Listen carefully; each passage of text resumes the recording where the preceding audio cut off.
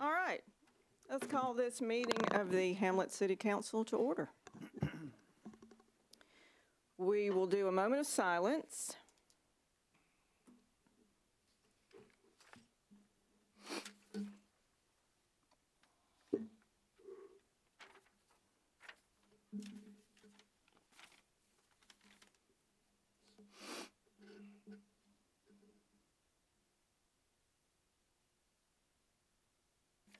Okay.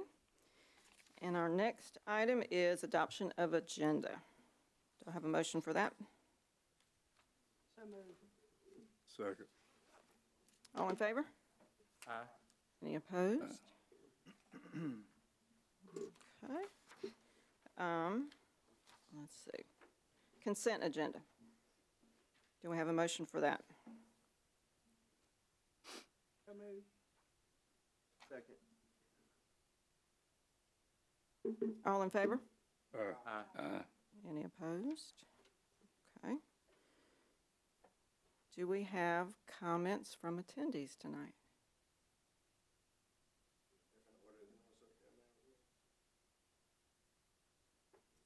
No, same order. 4 was A, B, and C at one time, Jar. Went to 5. Be sure. Been running. Happy New Year.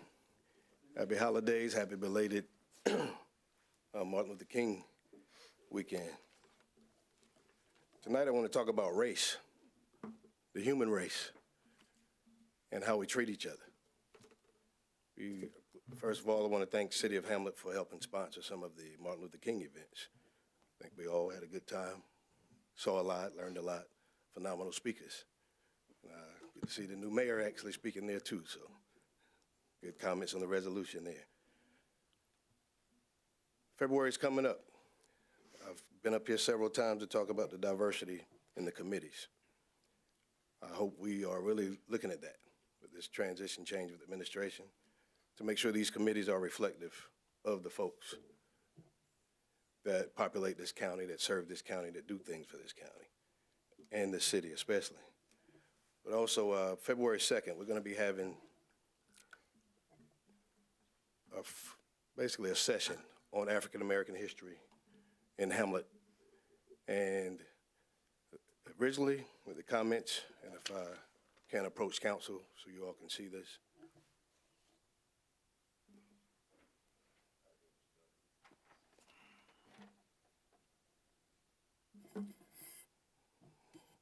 That's not the most legible handwriting, but that's all I know right now. It's basically, it was 2 sheets, yellow sheets. I made copies at the behest of the director at the Hamlet Senior Center. And you notice— Is that where this going to be? Is this going to be at the Hamlet Senior Center? Correct. February 2nd, 12:30. And I want to encourage, and especially tonight before closing, I'd love for you all, so it gives us some things to prepare, to be able to say 5 most influential African Americans that helped you with your life and who you respect a lot. We're going to target 8 different regions in Hamlet that are historically been black or African American neighborhoods. When I have folks who are from those neighborhoods, who grew up there or who are very knowledgeable, to talk about it. Because, you know, good thing we had with that, excuse me, with the comprehensive plan, you know, we talked about J. Kenneth Lee, some others, and former mayor, I recall his saying that a lot of these things, after you asked Oscar about, you know, the cost, a lot of these things have been asked for over the years, just haven't been acted upon. So I want to challenge us to act upon them. And a lot of these folks did contributions, but if you notice on the right-hand side, on there it's going to say 3 hours. You see 3 dates, February 2nd, February 16th, and February 21st. And when I was talking with the current director, I was writing the notes. And right afterwards, we made copies. She has this exact same copy. It's been reduced to an hour and a half, trying to capture the African-American history of Hamlet in a minuscule hour and a half. It's ridiculous. You heard me say 8 regions. having folks to talk about it. And a lot of the folks in that beloved Senior Citizen Center are history makers themselves. And we've got some trauma that people have endured so that we could all be sitting in here. And it was unfortunate, but it was real. We also have some good stories, as I share those when we come in here too. So in this race, this human race, I want to challenge us in this new year to listen to each other, to appreciate all of the city, and do what we say we're going to do. I should not have to be going through back and forth, volunteering time. The work, some of you all are more familiar than others with the work I do in traveling. You had to rush back today to make sure we made this, and this is at my expense. But I want you all to please make sure this is a 3-hour event as promised.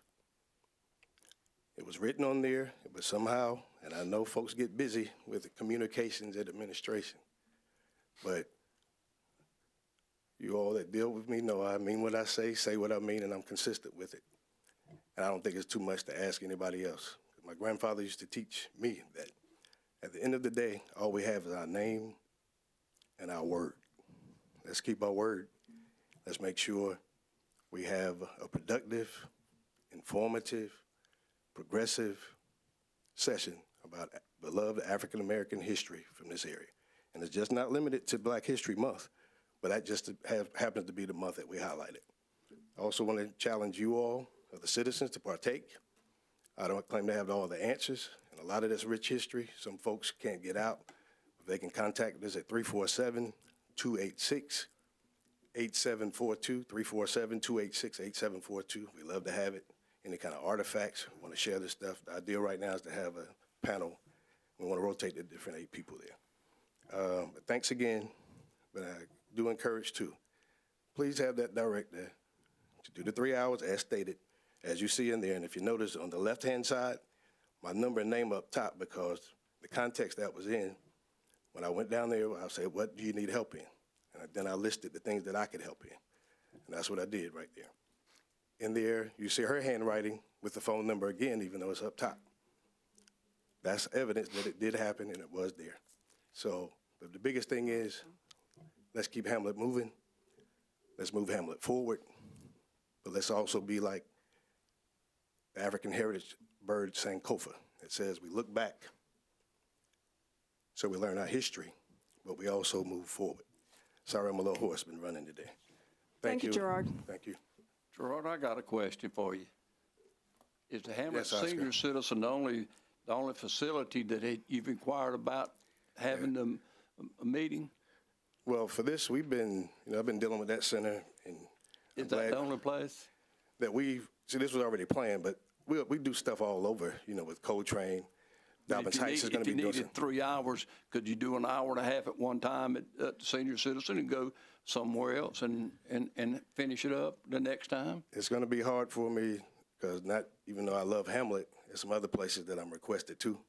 So with some of those plans, and actually maybe got an opportunity, maybe going to Mexico, there's an Afro-Mexican event going on. So this month is going to be hectic. In the future, we love to consider other facilities, and we want all of us to consider, because you all saw, just like with the comprehensive plan, these nice fancy brochures we had for the tour downtown. How did we omit John Coltrane right here on Bridges Street? We know better than that. So, yes, I'd love to have it other places, but for right now, this is the one that we had planned. This is the one that was agreed to. This is the one we want to see. I'd love to use the place where Coltrane has info. Love to use the train station. When I met Dizzy Gillespie at A&T, when he heard I was from Hamlet, he went berserk and told stories how he and John Coltrane used to play their instruments right there, and how the Pullman Porters, who did the bags and everything, used to be out there, and how information got transferred from different cities. Look at all that history, because we didn't have internet and all that type stuff. But, he's got a little joke in there. He said that the Pullman Porters didn't have any game to talk to the ladies, and the musicians, they didn't have any money. He said, so we would play the instruments, and the ladies, he said gals for that time, but the ladies would gather around, he said, and then they get the ride free because the artists didn't have money. So community, working together, but to answer your question, yes, we love to have that. And future, we love to do something every month, even in here. Well, don't you have, you have to request a time, don't you, and a date? Oh, we did all that. Remember, I've been working with this group over 20 years at the Hamlet Senior And Center. it has to be reserved, and if someone else behind has already reserved that time, it would be interfering. You wouldn't take away from one, would you? You wouldn't want to take away if they had asked and it been reserved ahead of your request. You know, I'm not that naive, Oscar. I've been doing this stuff for years. That's basics right there. Right. You know what I'm asking. Exactly. Yeah. Yeah, but that one, we did this before Christmas. You know, actually before, so when I But was there ought to be a paper trail up there about when they requested. Oh, yeah, for it. it's on the calendar. It just says edutainment, and that's something else. You know, it's supposed to say African-American history edutainment, but it just says edutainment on February 2nd for the calendar that they send out. Now they're doing 2 months ahead of time. Now, I was told that there are other partners and other things that exist. I didn't see anything on the calendar. That's what we're using for notification. But this was the only one. People at the center are excited. I mean, a lot of my motivation comes from them, but I get motivated by them because, as I tell them, I just facilitate. I do a spark. But when it comes out of them, man, and that rich history, you saw something when you came to Juneteenth. How rich was that? Jim did.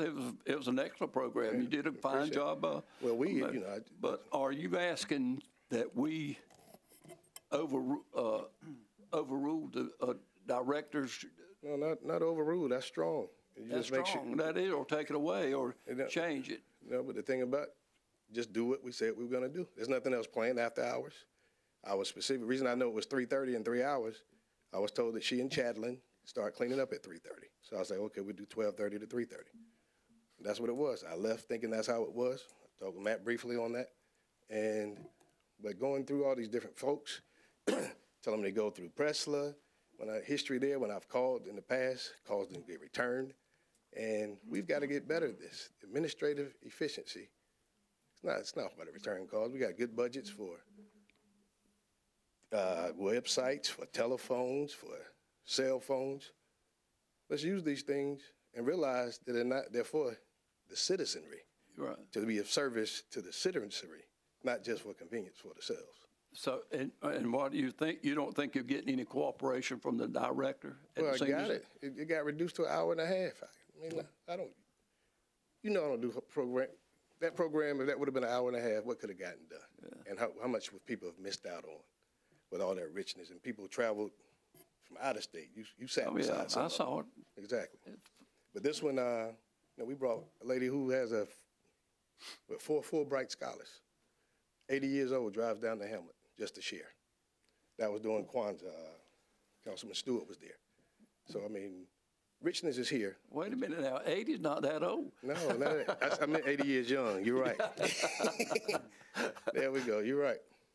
But I was just a little disturbed because while we're trying to do this service and get these efforts out and get this rich information, because some of it is not documented, so, a video stuff so that we can get it. And one thing, even this Martin Luther King thing, we asked folks, what were their what was their favorite book, quote, movie, and march by Martin Luther King? I'd love for you all to say it in your comments tonight, as well as those African Americans who've influenced you in Hamlet and who you think should get more light shown. But hope I answered it all, Oscar. I think it's a fine program, and thank you for your remarks, and thanks for coming to the council. I'm through with my questions. Appreciate it. I want you to talk about music. Thank Most people don't know how much you know about music, man. Moving on to new business. All right. Thank you, Gerard. Audit report from Ken Anderson.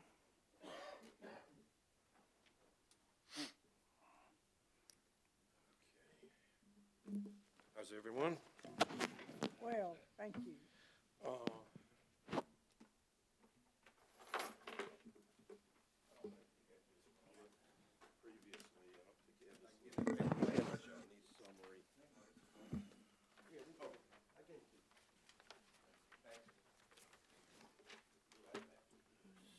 Thank you, Gerard. Thank you. We've already got one of these. All right, been through this before a few times, so you know I go over these numbers are sort of some high points on the audit. I feel like this is right on me here. Anyway, the first section we've got is fund balance. And the first area is the general fund, the governmental funds, and you can see the last 5-6 years of how the fund balance has increased. But overall, went from last year 3.973 million to 4.186. So overall, from a fund balance perspective, you had a good year. I would also say that you still have a little over $1 million. Now, this is as of June 30, 23. You still have a little over $1 million in the ARPA fund. So that's in addition to this. So that's real strong. Now, the water sewer fund, I want to talk about a little bit later because you have two little findings on one of those sheets that I gave you earlier. So I want to hold off on that. At the bottom of the page is tax collections. And the current year tax collections, the part that the town collects is almost 94%. That's property tax. Of course, the vehicle tax is what you collect. Now, that's just current year collections, and I know I've mentioned this in previous years. I do want to give you the whole picture, and you don't have to turn to this page, but on page 67, this is the listing of your taxes that are collected, not only in the current year, but also in the following years. And if you were to take into account, if you were to look at page 67, third column, you see that even though some of these taxes are late, the town continues to collect taxes, sort of delinquent taxes, all the way through the 10th year. In the 10th year, they're written off. So if you were to take those into account, it ends up being right around 99%. So the 93, 94% is based on the current year, but you do still keep collecting those. So overall, over the life of the actual the revenue, it's about 99% collected. Okay, I'll flip the page. And this just references the actual report, page 1. What you receive is what we call unmodified opinion. That means that all the information that was given to us, we did all our various audit tests and proved that all the numbers in here are correct. It's what we would consider a good audit report. Page 18, that's the general fund. And if you saw the difference between the fund balance, it was around $200,000. And there it is right there. The revenues exceed expenditures by $211,000. The page 20, that's the water sewer fund. And there again, I'm going to talk about that in a little bit, but there was a loss there of about $220,000 in that fund. Page 49, debt. You have no real debt. You have some of these debts that they call pension debt, OPEB, police separation. I'm not talking about that debt. I'm talking about like capital leases or an installment debt. The city has none of that. There were no budget over expenditures, which is actually quite common. So that means everyone did a good job as far as budgeting. The city was subject to a yellow book audit. That's not BUD. Matt pointed that out to me right before I came. But anyway, yellow book audit means that you have over $100,000 of federal state grant monies, and you have to have some little compliance test associated with that. And the main grant that comes into play there is usually POW bill, and of course you had some ARPA money that's been out there for the last few years. The report's been accepted by a local government commission. Another report we do called the Annual Financial Information Report, that's been done and accepted. As far as the controls are fine. I think, you have the outside accounting firm who's doing a good piece of the work, and then Edna. I think overall they fit together. We received the work timely. The audit was on time. Did give you a questionnaire this year. That's new. They're putting a little pressure on us. I don't know what you know, but last 2, 3, 4 years, there have been some issues with some of these small towns, a lot of related party issues that have went on and sort of not, I don't know word kosher, but dealings that you really shouldn't have with town. So that's the reason we sent this questionnaire out this year, to get you to sign off that there's no kind of arrangement that you have with the town that we're not aware of. The only other thing before I get this point is the county reimbursement. I assume you're all on that as far as, you know, they changed their methodology on how they're going to do their reimbursement. And I know when I was at Rockingham last time, they had already submitted theirs, and I think they were already, Carrie had already told them they were approved for everything. So just make sure you do whatever you need to do to max out that money. That's all I have on the actual report, but Local Government Commission is now doing something a little bit different. This is the first year they've done this, and what they're doing is we have to submit along with the audit. It's called a data workbook. So we take all these numbers and we put them in this this sort of database, and it compares the numbers for all the years. So you'll have the cash, receivables, all this, and they do all their various analytical tests, and they decide whether you're in good shape in all these areas or if you have a deficiency. And they found that you have a deficiency in 2 different areas. So if you'll see this little paper I handed you, turn over, the first page is just the letter from the Local Government Commission telling you that you have the deficiencies and how to proceed. And Matt and I've already talked about this, so he knows how to handle this. So I'm not going to go into that. I'm just going to explain what the 2 deficiencies are. Okay, if you look at item number 5, if you were to go to page 20 of your financial statements, you would see that you had an operating loss of $631,000. I wrote these numbers on here. Whether you can tell what I wrote down or not, I'm not sure. But nevertheless, you had an operating loss of $631,000. Of that, $607,511 was depreciation expense. Depreciation expense is a non-cash expenditure. So what they do is they back that out and they come to what your cash basis loss would be. And in this particular case, for this year, it was $24,120. And you can look across the column and you can see the year before it was a $141,000 gain, and the year before that it was $178,000. Now, I did look this afternoon to see sort of what some of the difference was. Payroll went up about $70,000 from the year before, and also for some reason chemical cost was a lot higher. There was about an $86,000 increase in chemical cost. But nevertheless, what they're going to require you now to do is you have to do sort of a corrective action plan to tell them how you're going to resolve this going forward. And of course, resolving it's going to be one of 2 things. You're either going to have to raise rates or you're going to have to lower expense or some kind of combination of that. And then at the bottom of the page is the other finding. And that relates to the fixed assets. And if you look at the bottom of the page, I've put the numbers on how you compute this. If you were to look at page 34, it has, this is in regards to the water sewer fund. If you were to look at page 34, you would see that there are assets of a little over $3.1 million that are yet to be depreciated. They divide that over the entire amount of assets, the total amount of assets, which is about $20 million.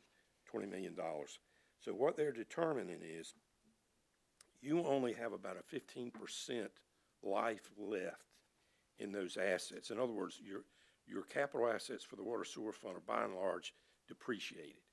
And if you look at the number that I circled there, if you're over 50% depreciated, you have this finding. Well, you had this finding last year, the year before you've had it. But there again, like I told you, this is the first year they're going on record pointing this out to everyone. So you're going to have a corrective action plan on this also. Now, of course, I know you're getting ready to do a lot with that, so I think you're covered on that with the grant monies and how that's going to take place. But that's basically it. You're going to have to respond, and everyone, once the response is drafted, all board members, along with Matt, will have to sign off on that, your name, that you approve that, and you'll have to send it to the Local Government Commission. And it tells you on the first page, I think at the bottom of the page, it tells you where to actually send it to. Rockingham had the same thing. I've already had four different units that had virtually the same thing. Well, So we it's- could only avoid this by making it a large capital investment. I mean, that's the only way to get around it. It dictates, that you've got to spend more money on your assets because you can't affect your depreciation once it is what it is. Well, what they want is, and what other units did, for example, there was nothing there to where they were saying, well, here's what we're gonna do to get it to 50%. What they were doing is explaining what they did to where it's really not a problem. Okay. In other words, what they're looking at, a lot of small units, for example, and I know we've had it here in town a little bit, once your assets start getting to a certain point, there's a lot of leaks. Leaks are everywhere, and the money just starts, all your profit starts going out of the leaks everywhere, right? And this happens in small infrastructure quite a lot. So what they're gonna want you not so much to say, well, we're gonna get it to 20% or 30% or whatever that. They wanna make sure that this is not gonna happen. What are you doing going forward? And if you look at the second sort of sentence, paragraph from the bottom of the page. On the first page. Yeah, the first page. It says, questions regarding the FPIC should be addressed to your auditor. Information of the FPICs and suggestions for a successful response are found here. And if you, I think they said it to Edna, didn't they? Okay. Edna would be able to go on there and you could print out, and you've probably already done that, haven't you? As far as look at the kind of, well, yeah. They'll have every type of response that you can come up with as far as to satisfy them. Like, what are you going to do in the future? Because that's really what they're wanting to know. What are you guys going to, your assets are getting old, they're getting fully depreciated. We don't want you 5-10 years from now being a system to where we have. Everything blew up. Yeah, and part of it would be that you have people here that are qualified, like Robert and others that are on top of the water situation. Like 2 of the units that I've already looked over theirs, that's what they laid heavy on, that we have people that are keeping up with the water system, that know when we need to do this, how we need to do this, where the problem water lines are, how we're going to do this. So it's more of that you're keeping up with it, because a lot of these small towns, that they really don't have anyone to keep up with it, and it really becomes a So problem. it's basically how you manage your assets Yes. after they're depreciated. So they're not necessarily expecting you to get over that 50% Right. line. They're just expecting you to be aware. This forces you to acknowledge it. Yes, and that you're gonna be, have a plan to, let that not be a problem, right? Yeah, manage your problem. Right. But that is new for this year. I mean, it's been there. I would imagine this to be the situation in a lot of towns. It is. Especially smaller towns that are pretty much stagnant, not experiencing a lot of growth in their infrastructure. Of course, our water sewer plant ought to take care of this problem pretty quickly, and our water meters and our whatever we're doing. Right. Good. Like I said, I've already had 4 that have had to respond to this, so it's quite common. But that's about it. If you have any questions, Ken, what page is that that reads where everybody signs and where to send it? Transfer portal. Right here. look at, I think it's gonna be, They'll do it for us to sign. I think it's, To do, right? No. do you see, I'm not 100% sure, but I think it's in the first paragraph of that first page. Signed by the majority of the members of the governing board. Well, I guess 1 or 2 of you could sit it out, but, who doesn't want to sign? So this doesn't take into account anything that we've done to repair any of the issues? I would- It's just specifically Going- the equipment and the depreciation of that? Right, the cost of the equipment. No, that could come into play. What I could do is, I could send Matt, I've got 3 of the letters that have already been sent and approved. And what they did was, one of them had like 2 full pages of what their water department guy, supervisor, what he does. And he goes through all the different steps he goes through to basically make sure you're not going to get in this problem. And as far as leaks and everything, I know there was a big leak here, wasn't we there? had several Was that in the fall? That there was this massive leak? It was last The year. day before Seaboard Festival. Yeah, it was last year. Well, we had the water line break out on 74 in November. October. The day before Seaboard. Yeah, it was the day before Seaboard. Was that an age issue, or was it was age-related? Yes, it was an age issue. It was like a cast iron pipe that essentially had cracked in, you know, the highway traffic, and just being down there for a long, you know, decades, if not, you know, could have been 100 years old. But I don't think it was quite that old, but it was pretty old. And you chased the cracks, and so we ended up, it was a large main. Over the past 8 years or so, we've had a lot of big, I mean, there was a sewer issue down on Charlotte Street. There was something down in the Main Street, Lackey Street, down that direction. There was a big Yeah. sewer issue over on Hamlet Avenue. Yeah. Right around where I'm just Hardee's saying, used to be are. if they're worried about what could happen, couldn't we get credit for what has happened and what we've? Well, you can point that out. Yeah. I mean, you certainly can. Like I said, one of the units had almost 2 full pages, and they went over everything. And you told everything. him that. Yeah, I've told Matt I'll Okay. get him a copy of that actual letter. that would be He great. can look it over and then plan how he wants to respond. Cool. Yeah. But like they say here, if you go to this particular LGC website or icon, they'll have a lot of responses there also. But what Abby said is right. This has happened in a lot of places, so there are 551 municipalities.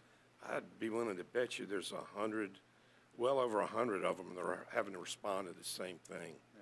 So Oh, it's definitely everywhere. maybe more than that, maybe a couple hundred, I don't know. I would A think so, lot. but I don't know. I would just add, just for council's knowledge, I think a lot of this issue that, you know, Mr. Anderson's discussing is there's a lot of overlap with this particular financial issue and the work we've done with DEQ on the water plant and the wastewater plant and the moratorium. And so that stuff seems to be wrapping up administratively, and hopefully I can share some good news on that soon. But I think that once that work is done, Right. it'll pretty much be, we can just kind of pass that along to say, this is Yes. all that we've compiled for DEQ, now let's show it to the LGC. And I think it'll address a lot of the concerns that they're seeking to have us acknowledge is really, I think, the I exercise. think that's right, yes, I agree. Well, thanks for bringing that out. Okay. To us, because that's very important. Anything else? I have you said one of y'all, I think, said that the payroll went up. Did I hear that right? Yep, Ken said. Well, I was trying to explain the difference between last year, you had 141,000 gain in the water sewer fund, and this year had like a $24,000 loss. Right. So this afternoon, when I was looking at it, I was trying to say, well, what actually went up and went down? You know, try to figure it out. And there's more to it than this, but the payroll went up 70,000 for the year, and chemicals went up about 86. I didn't look any further than that because I felt like that was the bulk of the Right. increase. And this question's for Matt. Why did it go up that much? Did somebody else get slid over in those slots, or was it more personnel or overtime or what? I would say it's a combination of the new pay structure that we have and how those jobs are classified. So, I mean, we've changed the classification and we've increased pay over time. We also, I believe we added some positions as well, so. When you went through the pay structure, and when you up the pay, according to what not their abilities or what their job description was. Yeah, so some jobs in the past, and we talked about this during the budget time, but some jobs were coded to the general fund, or some jobs, we'd say, okay, well, you two may be working kind of in both departments, I didn't know if that's something about like what happened. and, okay, well, we'll code you to this department or this fund, and you to this fund. Now we're more consistent with splitting those jobs, if those job duties are split, and our organizational chart reflects that. So I think that's a piece of it, along with the pay And the increases. increase in the salaries. Yeah, and the chemicals is the larger thing. that was the larger of the two numbers. The main contributing factor there, I mean, of course, we've seen, I think across the United States, the index of the cost of all things has risen on average, but the main driver behind the chemical increase was the chlorine. Our chlorine distributor actually stopped distributing chlorine, and we experienced like a 3-fold increase on what we were paying to get chlorine to the plant. So that was a huge driver there. And as well as some pretty expensive repairs that we've been making. And one of the budget amendments we approved today is to address that. So, as this infrastructure deteriorates or the economy changes and that sort of thing, this stuff is getting very, very expensive. It's not gonna go down. No. Everything, just go to the grocery store. All right. Thank you, sir. Thank you. Thank you, Ken. Thank you, Ken. Next, we have the planning board applications. Great presentation, Ken.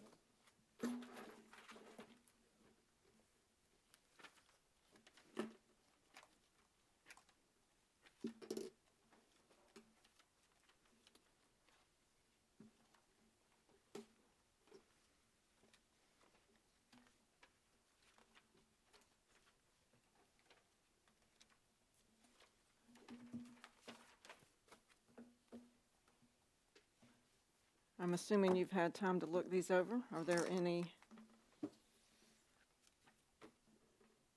recommendations or motions?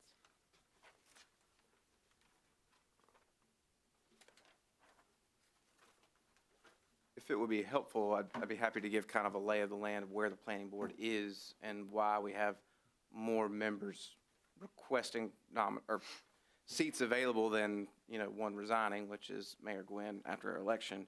But there's a requirement in the new North Carolina land use statute 160D. We've talked about it a few times, to have proportional representation of in-town and out-of-town members on the extraterritorial jurisdiction. In addition to that, there is space for alternates, which in the past have been vacated and those seats have not been filled. So based on our research, a proportional representation would be 4 in-town members and 3 out-of-town members. And I've listed those in your agenda memo to kind of illustrate the seats that are vacant. And that includes, Mayor Gwynn's seat being vacated from her mayoral election. So that is why we're losing 1 member, but we really have space for 4. And I think it's encouraging to see the people from our community that want to be involved. That is a positive trend. So I think we're in a good situation, even though we have to pick a few names today, and by virtue of that, some names won't get picked. I think it's a positive thing, and I appreciate everyone who submitted an application for their interest.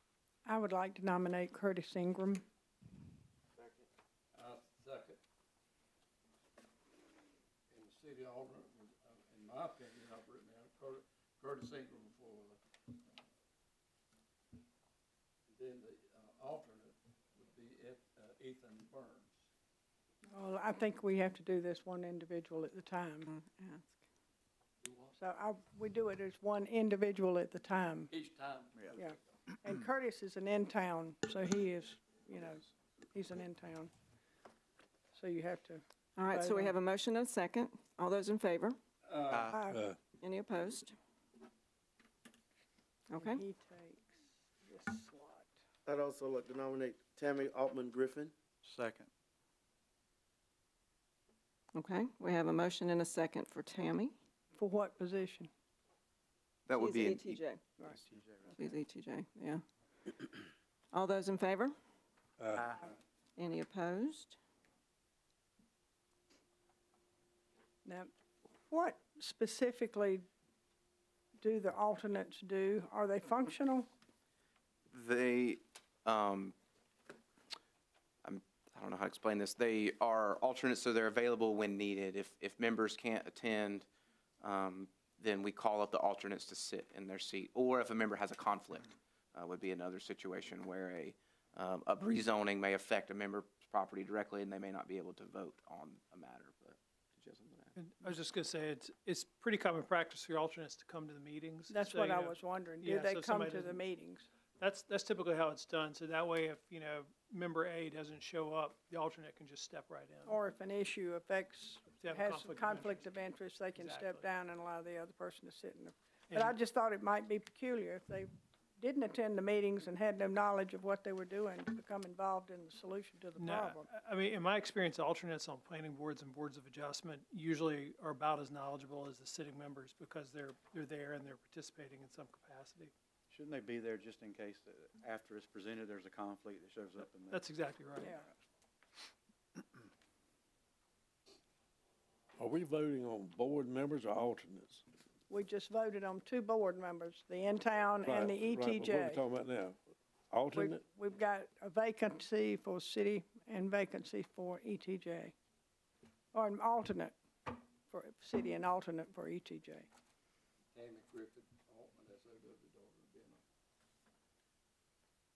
She's already been appointed. Did we vote on that? Yeah. We just appointed her. We did. Okay? We still have 2 positions, right? Yeah, the only, I guess, fly on the ointment here is there's only one ETJ applicant for 2 ETJ seats. So the question that I have is, can we appoint an alternate, seeing that we don't have any ETJ? And the alternate is not an ETJ resident. Right. No, what we have to do at that point is essentially see if the county commissioners want to recommend anybody else. If not, then we can select someone else. Let me take a look at that, and we can figure out what to do for the next meeting, because I want to make sure we follow the process correctly. So without an applicant, the only remaining seat that we could fill would Is be the the in-town. alternate in town. Right. I make a motion for Valerie Davis. I'll second. We have a motion and a second. All those in favor? Uh, Any opposed?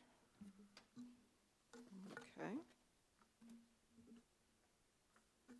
So that takes care of that for now, since we're coming back to that possibly next meeting. Yeah, Mayor, if I could, and this is really a question for the attorney, is the alternate in-town status, is that something that the board, the planning board, can self-regulate? In other words, if a member says, I would like to be an alternate and not be an in-town, or is that something the city council has to address? We would appoint them as the position, I would think. Yeah, typically the council appoints alternates in the same fashion they appoint regular members. So, and typically they are appointed in town or ETJ. But I mean, the way I've seen it usually work is an alternate can fill in for any person. So if you're an ETJ alternate and it's an in-town person who's absent, the ETJ alternate can still step in. So you're not asking, could one of the ones that we voted for an alternate, that they vote internally to make them is that what you're asking? Yeah, I wouldn't think you could do that. Yeah, I'm just confirming, yeah. I mean, you have to ask him, he's a lawyer, but why would we vote for them, one or the other? Yeah, I If think, we were voting for an alternate, then I don't think they could vote internally to turn that alternate into a permanent. or switch.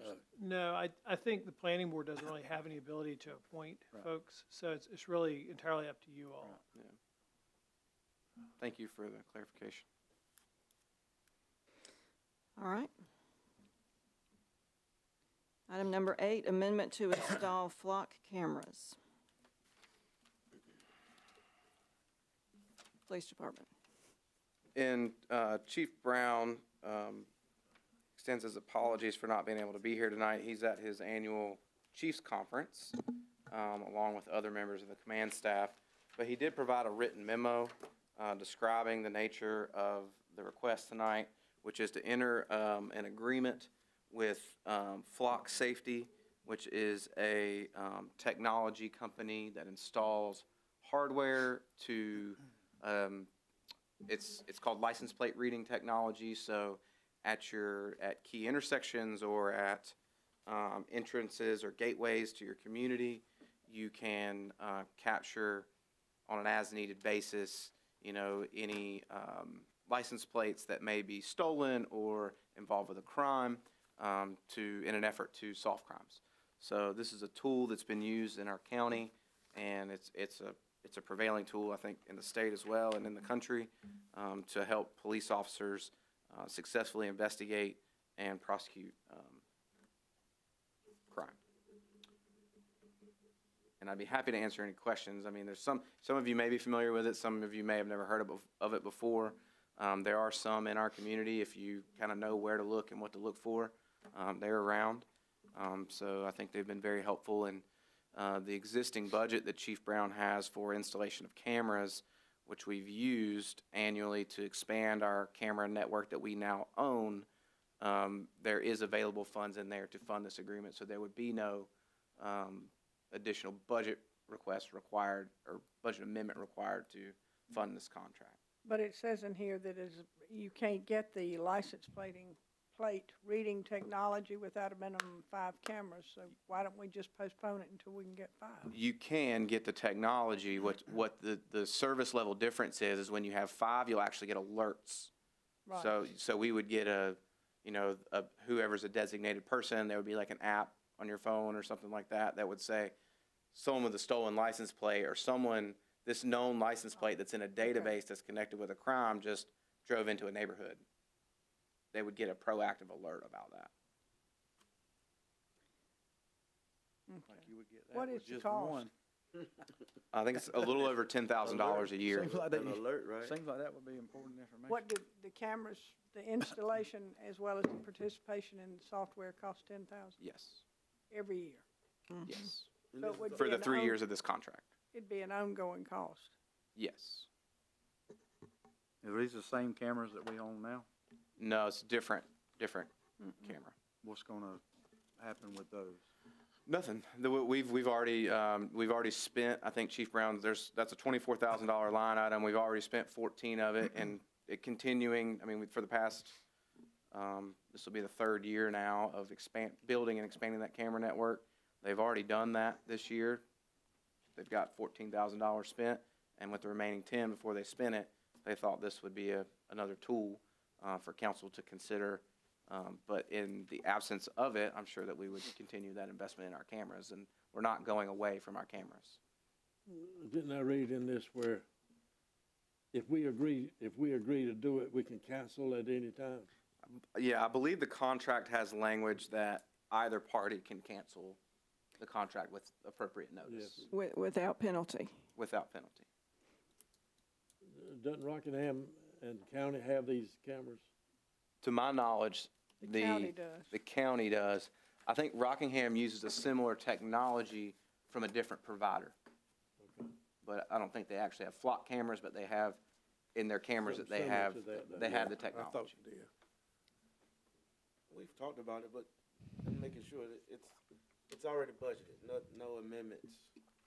Yeah, I think if you actually take no amendments. We may have to do a small transfer because the amount remaining in the camera line item is slightly less than the cost of the first year of the contract, but it's less than $1,000. And their budget's about $2 million. So, I mean, with a small transfer, some lapsed salaries, there would be no budget amendment required from council if the agreement itself is approved. Now, you and Chief Brown are both indicating that y'all recommend this service. I do on behalf of Chief Brown in our conversations. I don't think there have been any concerns that have been brought to my attention that besides the cost, which is ultimately a council decision and one, but it's in the budget. They're not asking for $10,000 more. Well, I make a motion. Is a motion in order? I make a motion that we accept the agreement with the organization or company that handles flock to install these cameras in the city of Hamlet. I'll second. Okay, we have a motion and a second. All in favor? Any opposed? Does he speak with you on locations? Does he work that out with you? We've discussed it generally, but not specifically, not knowing exactly what would be approved. But we have, I mean, probably realistically on our highways in and It's out. gonna be license plate reader you would want it on that. Yeah. I know that in some other communities, they've had enough that they've put in neighborhoods, but we're not at that level. With only 3, it'll be the major highways. More than likely. I want one by my house. Okay, moving on to item number 9, consideration of calendar for budget work sessions. Thank you, Mayor. I put together a rough draft of a calendar, anticipating that there may be some discussion and possibly amendments to it. But it's that time of the year to start talking about the budget, the adoption of the budget. And I always think it's a good practice to get these meetings on the calendar in an effort so everybody can plan around them. I was trying to thumb to those dates so I could reference them as needed, but failing to find it. One slight change is that the first meeting has historically been in January. I put it in February, but we could change that back to January if council prefers. But my thinking was this meeting was already pushed back, and we already have a regular meeting in early February. So it's up to council. We can meet in 2 weeks if you'd like, but staff can also meet internally and be prepared to have a more formal presentation at a later date in February, if that's council's wishes. I can't even So, find the dates. There they are. yeah, I was struggling to find it as well. They're up. You got it? It's only one page amongst many. Do you want me to read them, Matt? If you can find it. Yeah. I can't find it. I can February scroll. 27th, March 26th, April 30th, May 28th, and June 25th if needed. So that last one is typically, that's right up against the deadline. Usually by then, our budget is pretty much drafted. It's just, kind of the fine points, and we haven't needed that meeting in previous years, so that's why that comment is on there.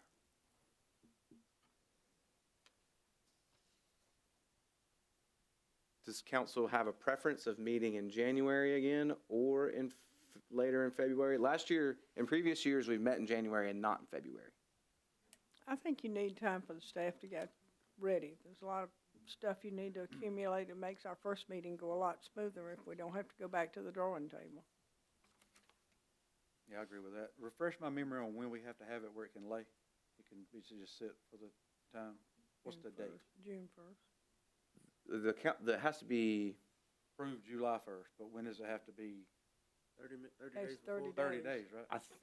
I think that's a misconception, and I've had to address this in the statute before, but I don't remember the exact citation. I'll have to go back and look. I mean, I think it's, to be perfectly honest, Mayor Pro Tem, I think it's just that the budget has to be adopted by June 30th.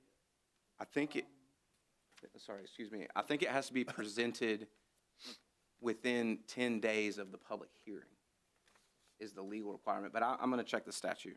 Because we have been operating, having it on June 1st, so it could sit for the community to come see it.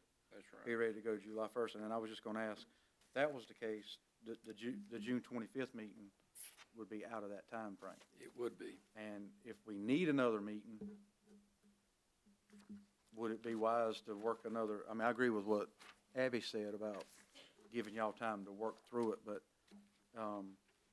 do we need to work another meeting in before June 1st, is what I'm saying? I don't think we'll know that until after the 28th. Then we just have to meet the next day.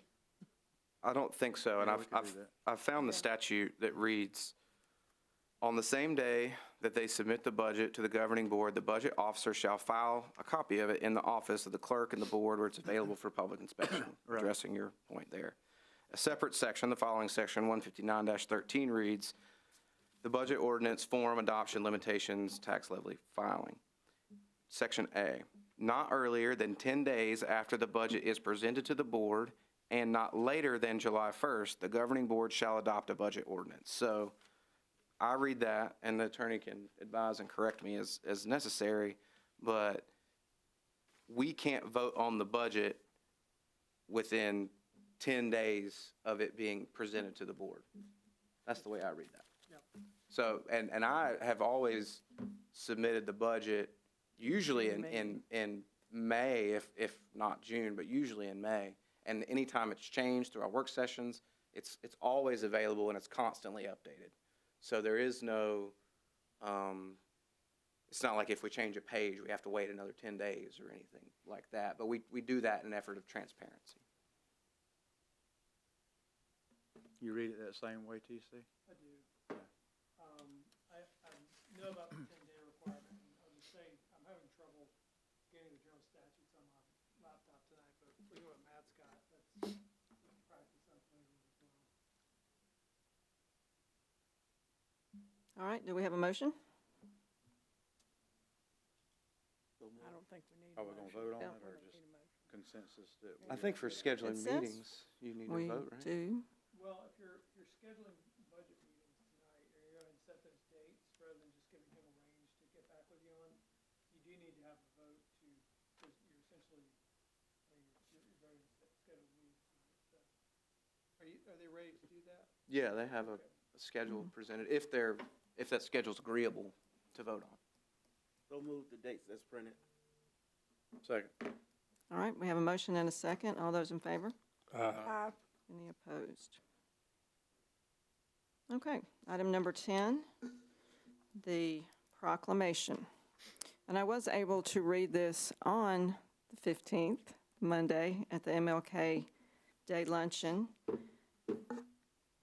Whereas Dr. Martin Luther King Jr. has inspired this country and world with his vision and dedication to freedom and equality, and whereas Martin Luther King Jr. became the voice of the American Civil Rights Movement in the 1950s and 1960s with eloquent speeches and nonviolent action that resulted in landmark legislation, the Civil Rights Act of 1964, and whereas Dr. King was assassinated on April 4th, 1968, at 39 years of age, and whereas the voice of Martin Luther King Jr. was not silenced, and his faith and courage in proclaiming the message of liberty and justice for all lives continues, and whereas federal legislation signed into law on November 2nd, 1983, established a legal holiday to be celebrated on the third Monday in January, honoring the life of civil rights leader Martin Luther King Jr., who was born January 15th, 1929.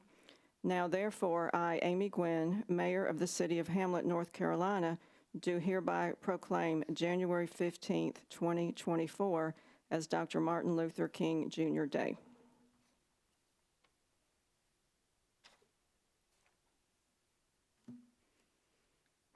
Now we'll go to City Manager's report. Thank you, Mayor. I also was able to attend the MLK Foundation's luncheon on Dr. King's birthday, and it was just a wonderful event, and I'm sure others have more to add on that, so I won't belabor that, but I just want to say that the city's proud to be a sponsor, and it was a wonderful program, and I appreciate being able to participate and be invited to that celebration. So I'm excited to be through the holidays. We're following Thanksgiving and Christmas and New Year's and Dr. Martin Luther King Jr.'s birthday. We are kind of getting back into what I would call normal. Hopefully it's normal. We're also getting ready to go into budget, which we just talked about. We'll be having additional meetings, which I hope the public is aware of now. And we hope to have a good budget process for the 2024-2025 fiscal year. I probably shouldn't already say 2025, but that's how the budget works. So just excited about that opportunity to make some additional progress in our community. I'd like to extend a special thanks to our police, fire, and building departments for their help during recent storm events. Those folks are out on the front lines in the wind and the rain and trying to clear the roads, and we have a special group that's really dedicated, and we had some pretty notable damage in certain areas, and their quick response and their dedication to our community and keeping us safe is very much appreciated. In addition to that, I'd like to extend some gratitude to Public Works for the following days where they're cleaning up the sidewalks, picking up the leaves and limbs that are left out by the residents. And please be patient with us. And if you need anything, please call us. Or if there's something we've missed, please let us know. but we're all doing our best to clean up after these recent storms. Parks Department has basketball is ongoing. We were proud to register 170 children in 19 teams, and they are already underway with their programming. And we're hope to be soon wrapping up our meter survey, where we will have assessed every single meter in the system and test it for lead and copper, which is that data is a huge resource for us as we address things like Mr. Anderson presented earlier, as we address future federal requirements like reporting lead and copper to the federal government, and making replacements where we know we need them. So just excited about that data and that information, which will be powerful. The field work is done. We're just doing the back-end data management. I'll remind folks that we have a survey up on our city's Facebook page. We've shared that recently. That will be closing at the end of the month, and that's for our downtown streetscape surveys to get more feedback from what folks are interested in seeing in the built environment in the downtown areas, which includes Main Street, Hamlet Avenue, Raleigh Street, Front Street, the streets in between. The study area is indicated on the poster, and you can get a link to the survey as well on the poster using the QR code. But that will close at the end of the month, and we've got, I think, was it 300? Yeah, it was almost 300 responses. So we've got a really good response rate, but we want to make one last push. So please share it with your friends. They don't have to be residents; they can be visitors. But we're very excited about the opportunity to engage with the public on that. And our second public workshop for that project, date to be determined, but it will be sometime in either late February or early March, and we'll share that as well. And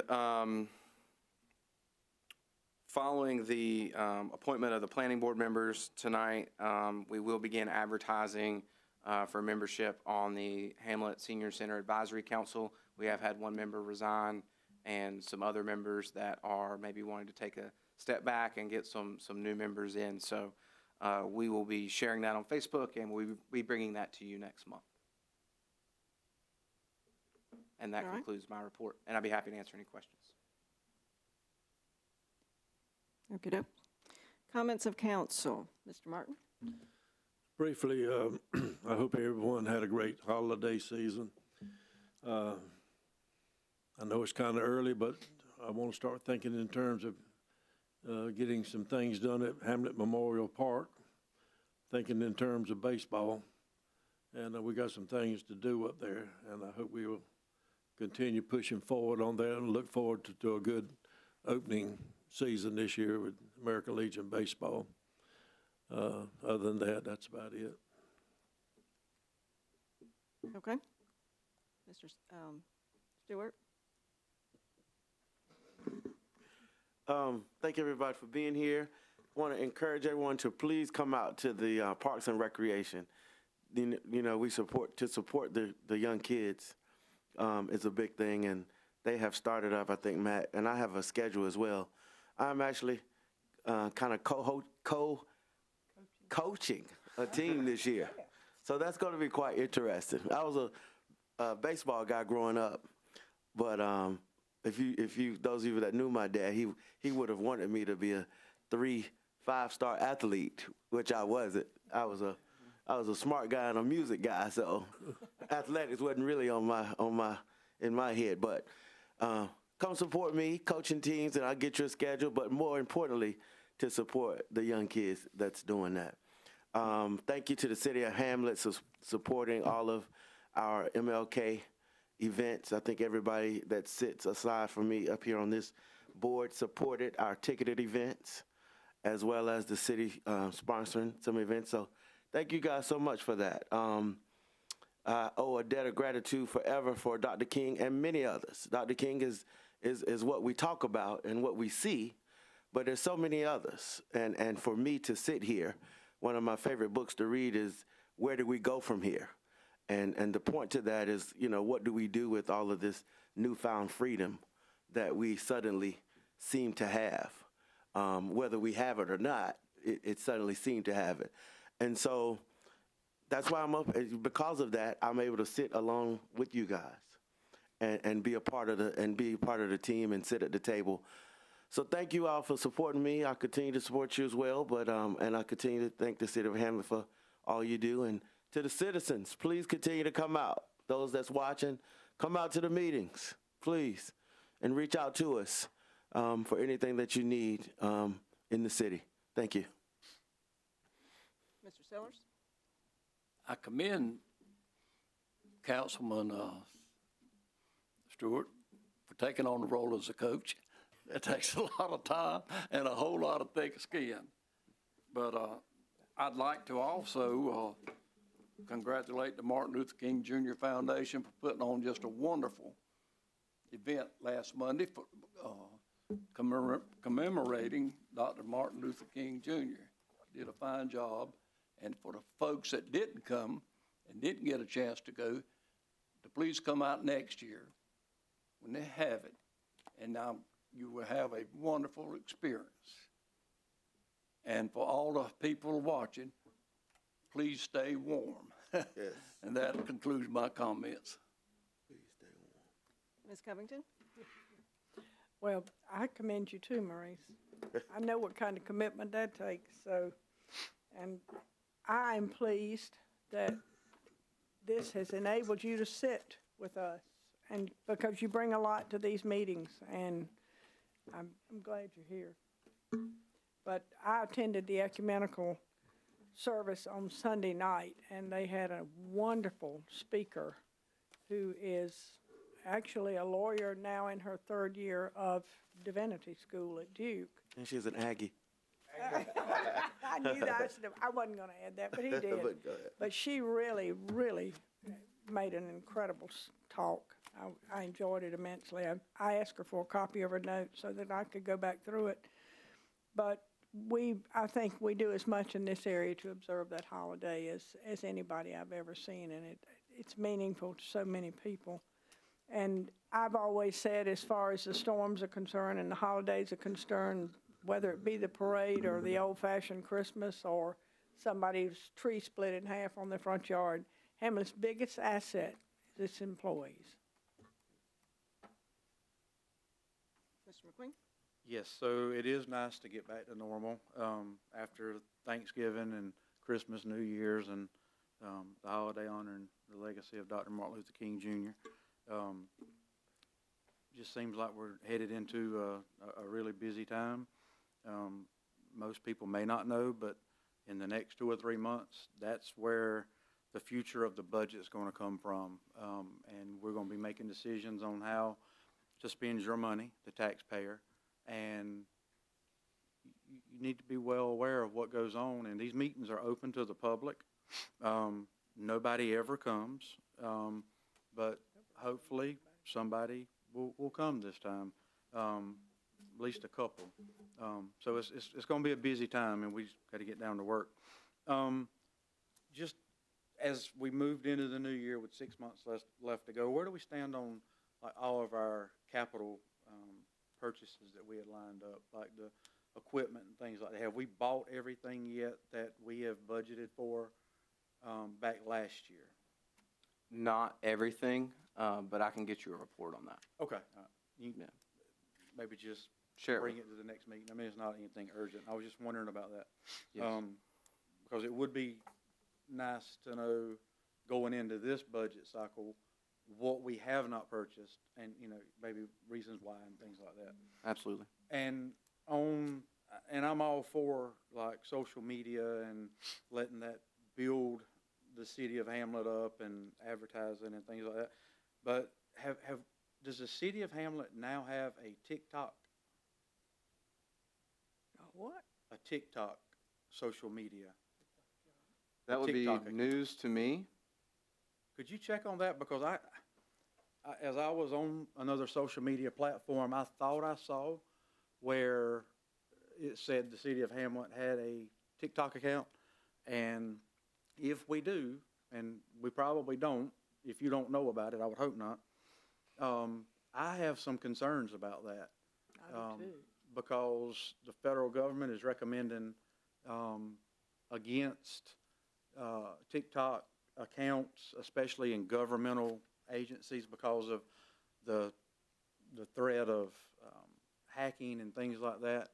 And maybe I overlooked it, but I was almost positive that I saw a City of Hamlet TikTok account.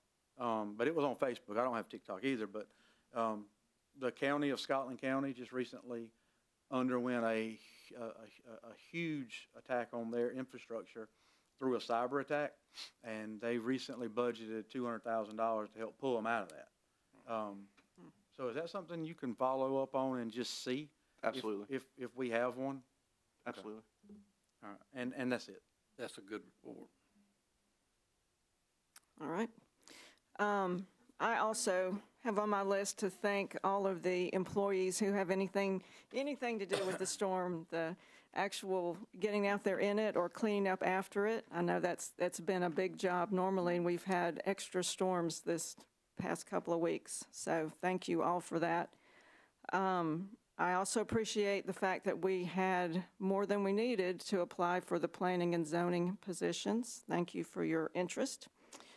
Last week I attended a 2-day conference put on by the NC School of Government and the NC League of Municipalities, and it was good information, good networking, and I was very glad I went to that.